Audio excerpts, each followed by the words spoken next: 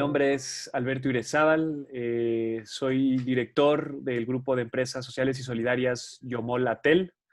Es un grupo que trabaja en el sector del café orgánico, la miel orgánica, las microfinanzas y las artesanías. Estamos ubicados en la selva norte de Chiapas, en México. Y también me desempeño como colaborador en el Centro Internacional de Investigación de la Economía Social y Solidaria de la Universidad Iberoamericana Ciudad de México.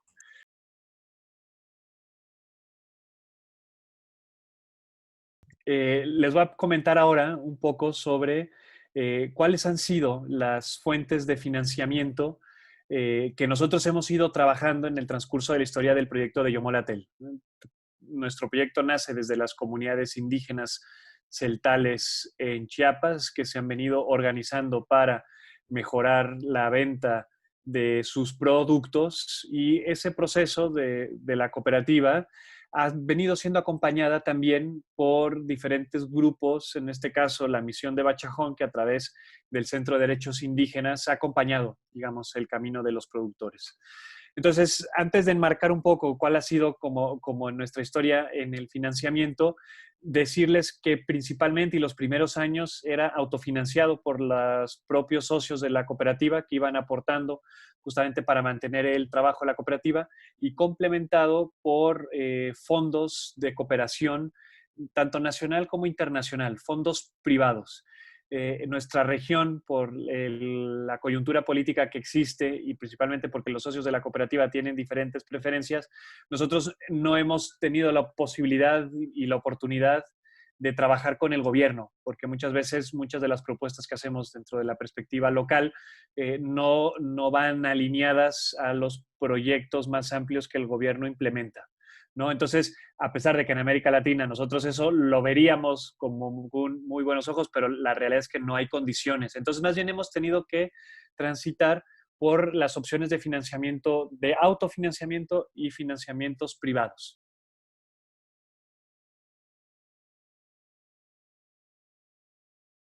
¿no?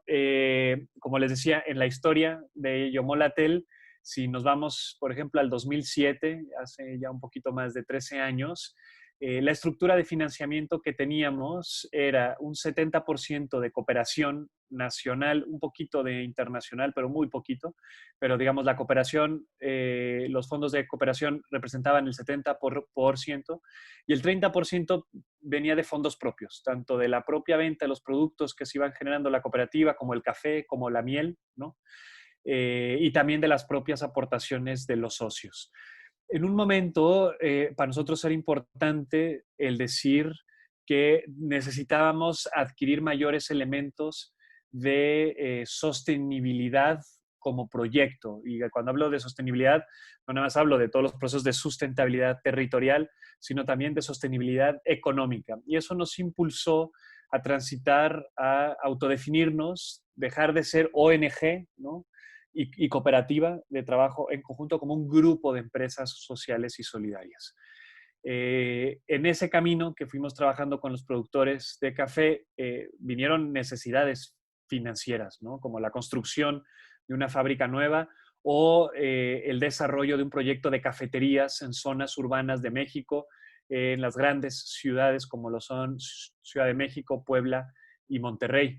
Y estos proyectos de cafetería, al principio, fue interesante porque nuestra reflexión era, a ver, podemos ir y buscar dinero de fundaciones, ¿no? Que, por supuesto, se suman a este proyecto de forma colectiva, pero dado que eran empresas, las cafeterías tenían que funcionar por sí solas, decidimos más bien transitar a un esquema de inversionista social, ¿no? Puntualmente para estos proyectos muy ligados a el propio mercado, ¿no? Digamos ya a la venta directa de los productos.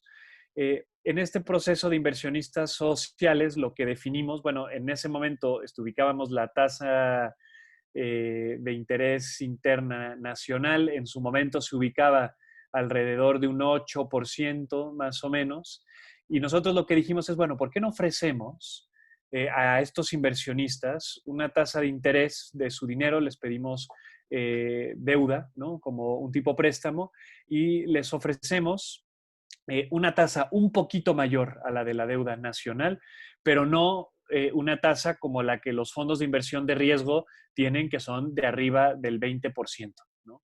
Y en ese momento llegamos a una tasa del 10%, más o menos un 10 o 20% arriba de la tasa que en principio era la inversión más segura para cualquier inversionista. Tenía todo el riesgo esa inversión, ¿no? Si se perdía, si no funcionaba, el inversionista asumía ese riesgo, pero por otro lado lo que posibilitábamos era el sumarse a este proyecto territorial de construcción común ligado a las comunidades indígenas productoras de café, de miel y de jabones, ¿no? En el caso de las cafeterías.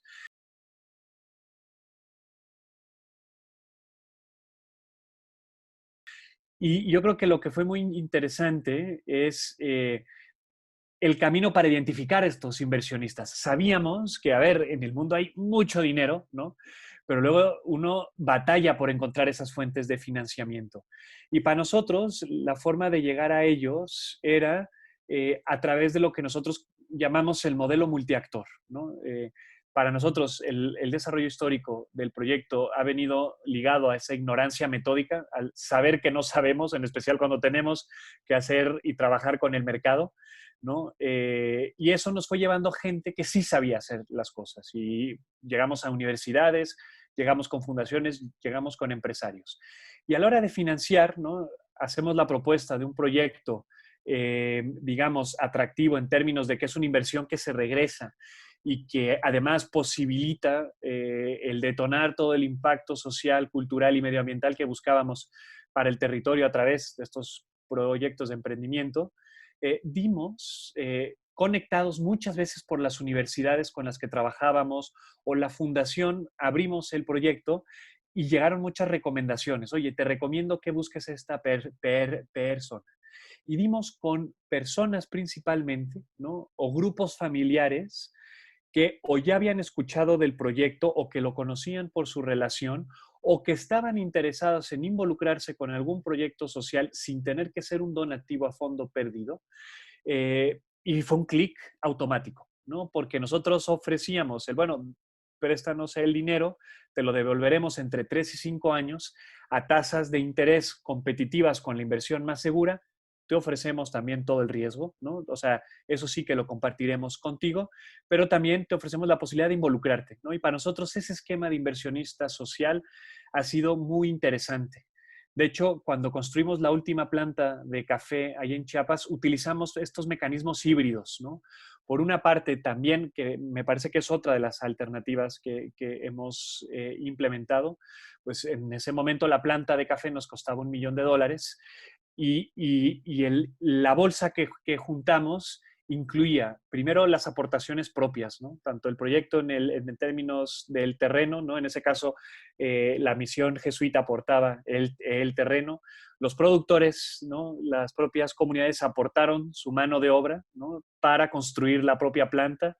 Hubieron fundaciones que se sumaron a fondo perdido a construir el proyecto y hubieron inversionistas sociales con tasas blandas, no tan sociales con tasas no tan blandas, pero logramos construir un pool, digamos, que posibilitó también la inversión en la planta. Entonces, yo creo que para mí lo importante, uno de los elementos ha sido el buscar diferentes mecanismos de financiamiento que dependiendo del propio proceso, si es más empresarial, tiende a acomodarse hacia este esquema de inversionista social, tasas blandas, ¿no? Competitivas con tasas de referencia nacionales. Y si son proyectos también más de acompañamiento, de formación o de organización social de base, también nosotros seguimos trabajando con fundaciones que les gusta sumarse a este tipo de proyectos territoriales, ¿no?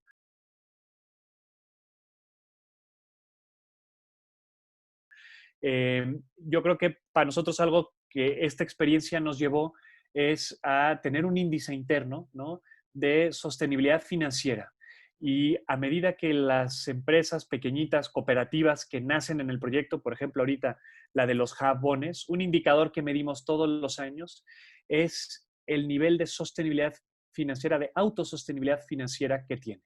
Porque la cooperativa, que es una cooperativa de mujeres únicamente que producen jabones artesanales, nacieron con el impulso de algunas fundaciones que se suman a la lucha, ¿no?, de estas mujeres, pero que en cada medida y cada año vamos viendo cómo las mujeres van avanzando en el nivel de sostenibilidad. Hoy en día están alrededor del 60 o 70% de ser autosostenibles. Todavía dependen de proyectos de cooperación, pues, para el impulso de sus asambleas regionales, para el impulso de los propios procesos organizativos sociales de base. Pero la realidad es que la propia interacción con el mercado, el propio ejercicio de construcción del propio precio y del ingreso de las mujeres cada vez es más autosuficiente. Así nos pasó con el café, ¿no? Y por eso esta experiencia que les hablaba de las cafeterías, cuando las arrancábamos era no podemos ir por dinero de fundaciones, tiene que ser dinero de inversionistas, porque eso nos va a ayudar a entrar en esta rueda de depender de nosotros mismos y no depender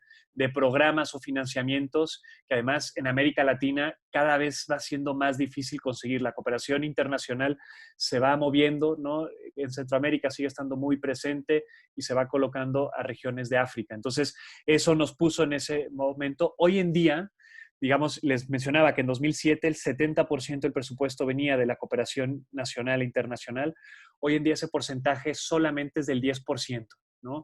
Y ha venido justamente en este proceso de no nada más transformarnos ese grupo de empresas sociales y solidarias, compartiendo trabajadores y productores la gestión de las propias empresas y cooperativas, sino moviéndonos más a este esquema de nosotros buscar tanto los recursos de forma profesionalizante como el retorno de los mismos, ¿no? Eso nos ha llevado, Timblén, inclusive a desarrollar planes de financiamiento, ¿no? Ubicando en que también, a ver, no estamos en contra de los financiamientos de cooperación, todo lo contrario, o sea, nos han servido como semillas que posibilitan, ¿no?, justamente que crezcan los proyectos y que además hoy en día los vamos orientando a la formación de capacidades individuales y colectivas, justamente para asegurar que estos procesos sean autónomos en el tiempo, ¿no?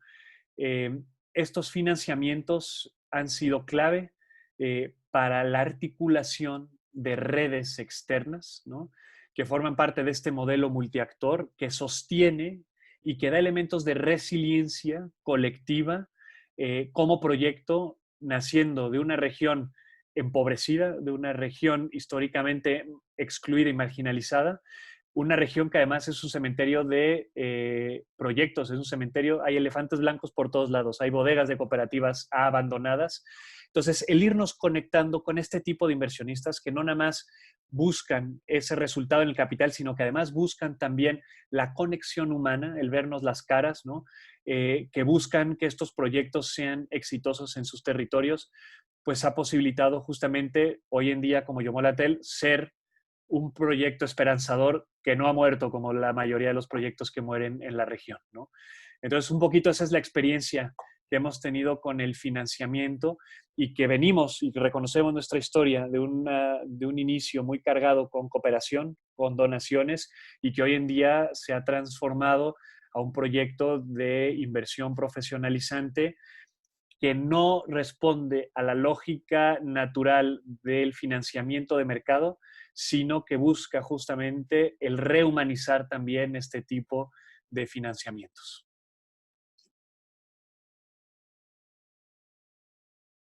Pues hemos tenido de todos los casos. Cuando íbamos, por ejemplo, financiando las cafeterías, montábamos para cada una un pequeño consejo, ¿no? En donde consultábamos siempre con los inversionistas.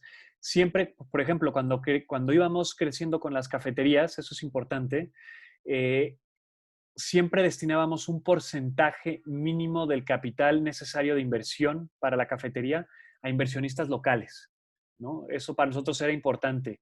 Si la cafetería iba a estar en Puebla, teníamos que tener inversionistas de Puebla, ¿no? Locales. Y luego lo coordinábamos con inversionistas de fuera. Y abríamos la cancha, ¿no? Hay inversionistas que, digamos, su límite llega a dar el dinero y con eso están contentos y hay otros que quieren participar, ¿no? Inclusive hemos tenido inversionistas, la mayoría vienen, aunque sean inversionistas de cafeterías en Guadalajara, vienen a conocer el proyecto en Chiapas. Para nosotros eso es clave, ¿no? No solamente, digamos, para asesorar del propio proyecto de cafetería, sino inclusive han dado muchas más capacitaciones a otras áreas de Yomolatel, ¿no? Entonces, ese proceso se empieza a volver también transformacional para el propio inversionista, ¿no?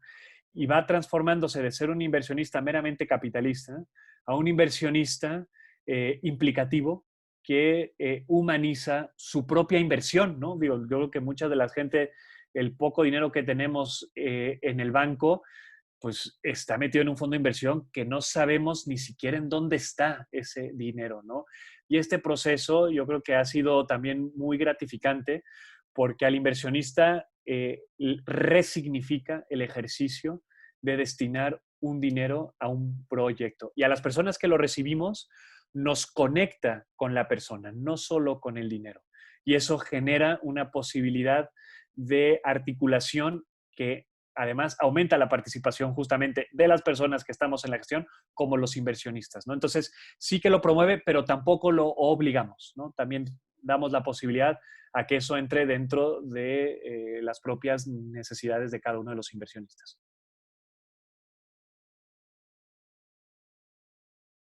Yo creo que es muy replicable.